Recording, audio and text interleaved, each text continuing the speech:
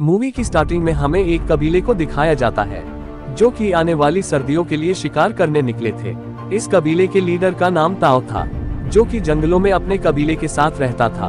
उन्हें जंगली भैंसे का एक झुंड दिखता है जिस पर वो सभी मिलकर हमला कर देते हैं। पर तभी शिकार के बीच ताओ के बेटे केड़ा के ऊपर एक जंगली भैंसा हमला कर देता है। उसे अपनी ओर आता देख केड़ा डरकर भागने लगता है, पर वो भैंसा उसे अपने सींग पर उठाकर खाई की तरफ भागने लगा था। अपने बेटे को खतरे में देखकर ताओ उस भैंसे को भाला मार देता है, पर भैंसा केड़ा को खाई से नीचे फेंक देता है। पर जब कबीले वाले केड़ा को ढूंढने खाई में नीचे देखते हैं, तब वो केड़ा को एक चट्टान से लटका देखते हैं, पर वो चट्टान केड़ा का वजन नहीं संभाल पाती और टूट जाती है और केड़ा नीचे गिरने लगता है। वो कई चट्टानों से टकराकर एक संकरी चट्टान पर जाकर गिरता है। ताओ उसे बचाने के लिए नीचे जाने लगता है, पर कबीले के लोग उसे रोक लेते हैं क्योंकि ये जगह काफी खतरनाक थी। वो ताओ को काफी समझाते भी हैं कि केड़ा अब नहीं रहा, वो मर चुका है। पर फिर भी ताओ सारा दिन और पूरी रात वहीं चट्टान के पास बैठकर अपने बेटे केड़ा को पुकारता है, पर वो कोई जवाब नहीं देता, जिस वजह से उसे मरा हुआ समझकर आखिरकार हार मानकर वो सभी शिकार को उठाकर वहां से अपने कबीले की तरफ लौट जाते हैं। लेकिन कुछ देर बाद केड़ा की बॉडी को नोच खाने एक गिद्ध वहां आता है, पर केड़ा को होश आ जाता है और वो गिद्ध को मारकर नीचे फेंक देता है। वो अपने आसपास किसी को नहीं देखता, इसलिए वो खुद चट्टान से नीचे उतरने लगता है। पर इसी बीच बारिश शुरू हो जाती है, जिस वजह से खाई में नीचे नदी बहने लगती है और केड़ा हिम्मत करके नदी में कूद जाता है और बच भी जाता है। अब सबसे पहले वो अपने टूटे हुए पैर की मलहम पट्टी करता है और चट्टान के ऊपर पहुंच जाता है, जहां वो एक स्मारक देखता है जिस पर उसका नाम केड़ा लिखा था। ये देख वो समझ जाता है कि उसके पिता के साथ कबीले वालों ने उसे मरा समझ लिया था और वो वापस कबीले में चले गए हैं और मुझे भी सर्दियां आने से पहले कबीले में पहुंचना ही होगा। अगली सुबह जब केड़ा नदी के पास पानी पी रहा था, तब उस पर कुछ भेड़िए हमला कर देते हैं, पर केड़ा उनसे बचने के लिए एक सूखे पेड़ पर चढ़ जाता है। पर एक भेड़िया उसका पैर पकड़ लेता है और उसे नीचे खींचने लगता है। तब केड़ा अपनी जान बचाने के लिए चाकू मारकर उसे घायल कर देता है। रात भर वो भेड़िए केड़ा के पेड़ से नीचे आने का इंतजार करते हैं, पर वो नीचे नहीं आता। अगली सुबह उठने पर केड़ा देखता है कि सारे भेड़िए वहां से जा चुके हैं और बस वही भेड़िया वहां पड़ा है जिसे केड़ा ने घायल किया था। केड़ा खुद की रक्षा के लिए एक भाला बनाता है और उस भेड़िए को मारने जाता है, पर वो मार नहीं पाता और वो भेड़िए को लेकर एक गुफा में चला जाता है, जहां केड़ा भेड़िए के जख्मों पर दवा लगाता है और उसे पीने के लिए पानी भी देता है। साथ ही केड़ा उसे खाने के लिए कुछ कीड़े भी देता है, जो कि वो भी जिंदा रहने के लिए खा रहा था।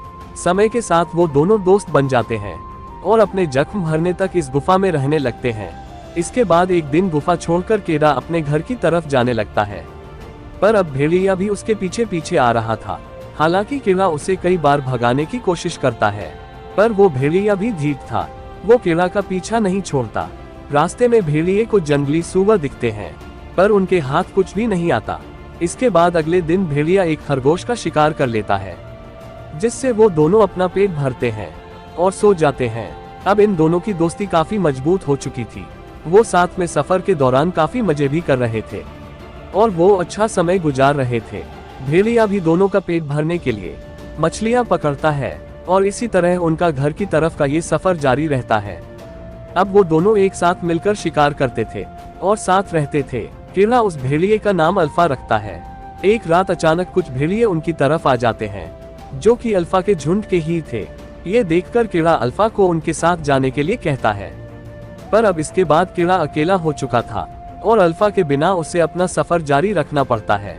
जहां सर्दियों का मौसम आ चुका था, फिर भी वो हर मुसीबत का डटकर सामना करते हुए अपना सफर जारी रखता है। तब उसे कुछ दूरी पर भेड़िए दिखते हैं, जिनमें अल्फा भी था, जिसे वो भेड़िए शिकार खाने नहीं दे रहे थे, जिस वजह से केड़ा को गुस्सा आता है और वो उनकी तरफ भागने लगता है।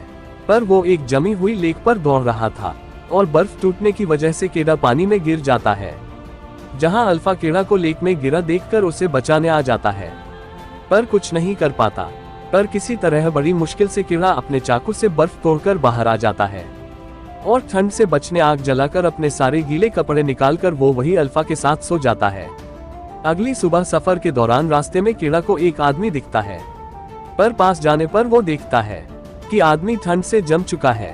कीड़ा उस आदमी का तीर कमान ले लेता है और आगे चल देता है, पर आगे जाकर उन दोनों पर लकड़बग्घों का एक झुंड हमला कर देता है, जिनसे बचने के लिए वो दोनों एक गुफा में घुस जाते हैं। पर वो गुफा एक खूंखार शेर की थी, वो भी इन्हें यहाँ देख दोनों पर हमला कर देता है, पर अल्फा कीड़ा को बचाने के लिए खुद शेर से भिड़ जाता है। इसी बीच कीड़ा भी तीर कमान से शेर को मार डालता है, पर अल्फा की हालत काफी खराब थी और वो काफी घायल हो चुका था। कीड़ा तब उसे दवाई लगाकर अगली सुबह फिर निकल पड़ता है, पर आगे बढ़ते हुए अल्फा नीचे गिर जाता है क्योंकि वो काफी जख्मी था, जिस वजह से कीड़ा अल्फा को गोद में उठा लेता है और चल पड़ता है। पर अब उसकी भी हालत काफी खराब हो चुकी थी और वो भी नीचे गिर जाता है, पर उसे अपने परिवार की पुरानी यादें आने लगती हैं और उसे उम्मीद की एक किरण भी दिखती है, जिस वजह से वो फिर उठ खड़ा होता है और हिम्मत करके अपने कबीले की तरफ चल देता है और अपने कबीले तक पहुंच भी जाता है। उसके जिंदा लौटने पर उसे देखकर सभी हैरान थे, साथ ही उसके हाथ में एक भेड़िया था। कीड़ा को जिंदा देखकर उसके पिता काफी खुश थे। कीड़ा अपने पिता से अल्फा को बचाने के लिए कहता है और बेहोश हो जाता है, और जब कीड़ा की आंखें खुलती है तब वो अपने बाजू में अल्फा को लेटा हुआ देखता है, जो कि एक बच्चे को जन्म देती है। यानी कि ये एक मादा भेड़िया थी जिसके काफी सारे बच्चे होते हैं, जिन्हें कबीले के लोग अपना लेते हैं। अल्फा और उसके बच्चे इस कबीले के साथ ही रहने लगते हैं और मूवी के लास्ट में सभी शिकार करने जाते हैं, जिनके साथ अब भेड़िए भी थे। और यही इस मूवी का एंड होता है। Thanks for watching.